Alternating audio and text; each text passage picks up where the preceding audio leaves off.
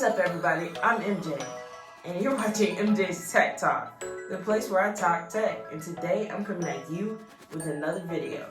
And I'm going to talk about what else? The Canon M50.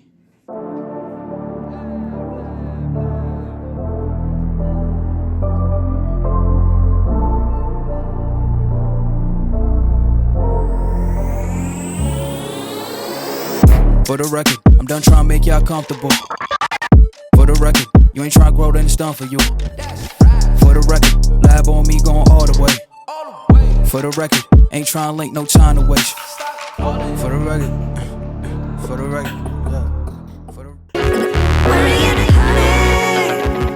I've done my research. If you watched my earlier video of the top mirrorless cameras of 2019, this guy didn't even make the list. But after research and after some consideration, I ended up getting this camera. So I've had it for a couple months now, and it's absolutely amazing. I love this camera, and I'm gonna tell you why. For the most part, if you're in the market for a new mirrorless camera right now, there's never been a better time to buy this camera. It's currently on sale for $5.99. I'm gonna drop the link down below in the description, and you can pick that up on Amazon. If you're looking for a gift, the holidays are right around the corner, so if you have a content creator on your list, this might be a great, awesome gift for anybody out there that's looking. This camera's awesome. It's small, it's portable. I mean, look at it, it's tiny. Look at my hand, look at the camera.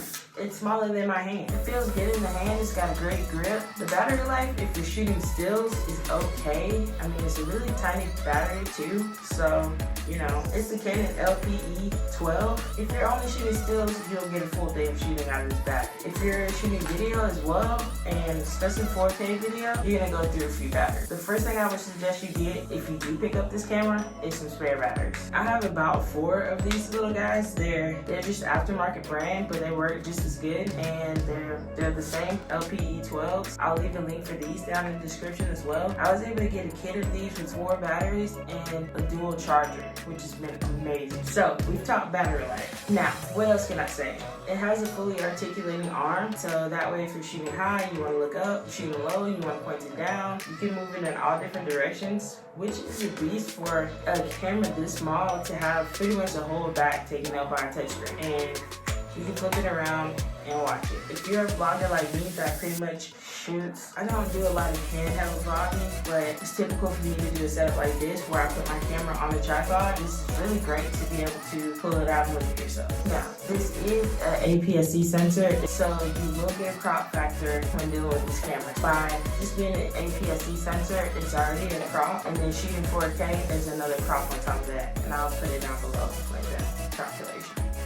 To combat that, I usually just use ultra-wide lenses. So by using a wider lens, you can get a lot of the frame in, and it's not just here to here, just a big floating head, really close in. It gives you some space to get a little bit of the background and look cool. So I would recommend using this with wide angle lenses, which is pretty easy to find. That also runs me into the one con I have for this camera. Now, the only con that I have for this Canon camera is the fact that there aren't a lot of native lenses available. There's about 7 of these lenses in this series that are available right now, and I have 3 of them that I'm going to show you guys. This is a kit lens, and it is 15 to 45, and if you buy that kit for this camera, this is what you'll get. And 15 millimeters is pretty wide. Even with the applied crops, I'm able to still get a nice wide shot off of this. Getting it with a kit and getting one of the native lenses is great. So I have this guy, which is the 15 to 45, and also the 18 to 55, which gives you that 50 millimeter that you want to look for. And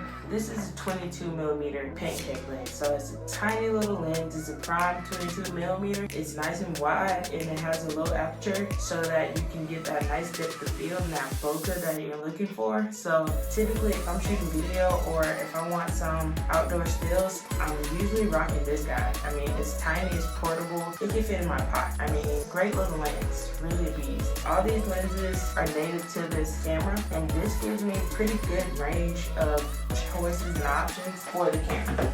To combat that con, if you want, you can buy this adapter, which is a mount adapter for the EOS M. So what it does is adapts the EOS M, EOS M to your standard Canon lenses. So that way you can use the Canon lenses that you already have. Another great thing about this camera is that it has an electronic viewfinder. And the electronic viewfinder is super clear. It gives you a nice crispy image. In your viewfinder, it's gonna look exactly how the image is gonna come out in post.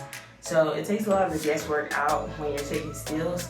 You kind of see everything. I've seen a lot of reviews where they talk about just use the 1080p. The 1080p is great. 1080p is great. But the fact that this camera has 4K makes me want to shoot 4K. Crop doesn't really matter to me. I can use a lens that's a lot wider to accommodate the crop, or get further away from my subject to accommodate for that crop. So it's not that big deal to me. Plus it has in-body stabilization. It's not true in-body stabilization where it's a mechanical thing. It's more so a digital image stabilization.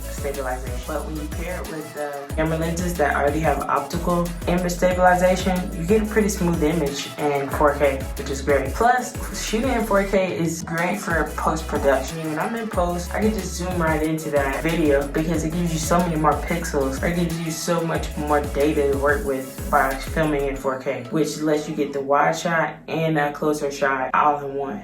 So you're able to zoom in and out, looking like you have two cameras when it's just one. Also, 4K 1024 frames per second, which is ideal. The only downside to 4K on this camera is the fact that you lose dual pixel autofocus. And if you know about Canon cameras, the dual pixel autofocus is amazing. If you're shooting in 1080p, you're running a gun, you're vlogging, you got it right in front of you, you want to get yourself in the shot, like the dual pixel autofocus matched with the IBIS or the digital IBIS, like it's a winning combination. But when you switch to 4K, you lose the good autofocus, and that's unfortunate. Another great point about this camera is that it has that great Canon color science. I wasn't really sold on Canon cameras before, specifically because I found them to be good video cameras, but not great stills cameras. I mean, I've never had a super high-end Canon camera for enthusiasts like semi-pro. That range, I've not found them to be great stills cameras. Of course, if you got a $6,500 Mark II, then you're gonna get great shots. I'm talking about like the budget-friendly options. I haven't seen them to be good stills cameras. So, but this guy was pleasantly surprised. It's able to snap a couple good shots out of this camera and shoots 10 frames per second. So it's a really snappy little camera. It uses the Digigate processor, which is the newest processor from Canon. A lot of the bigger, more expensive cameras that Canon's put out doesn't have a lot of these features. Like they either aren't able to shoot 24 frames per second, or there's a lot of different things. But I think this camera, for its price point, is the best option still for a blogger or any kind of content creator in 2019. 2019 is wrapping up. We're nearing the end of 2019, and I still think this is absolutely worth buying. This is the Digigate sensor, the APSC sensor, 24.4 megapixels. I don't want to get the sensor all dirty, but that's what that guy looks like. This is the kit lens, the 15-45. It still has quite a low profile even with the lens.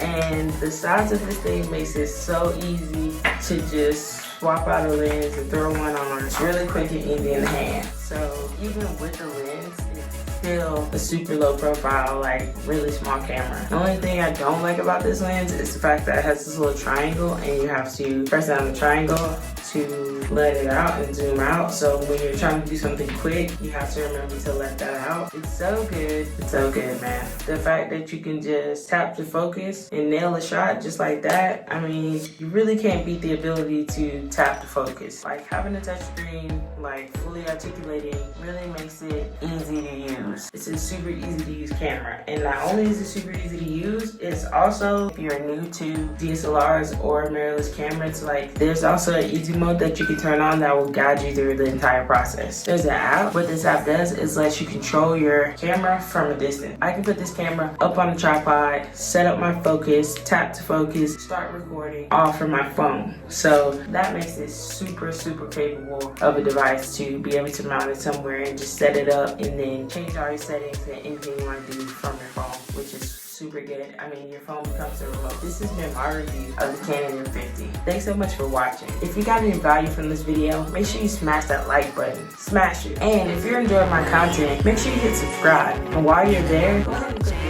bell.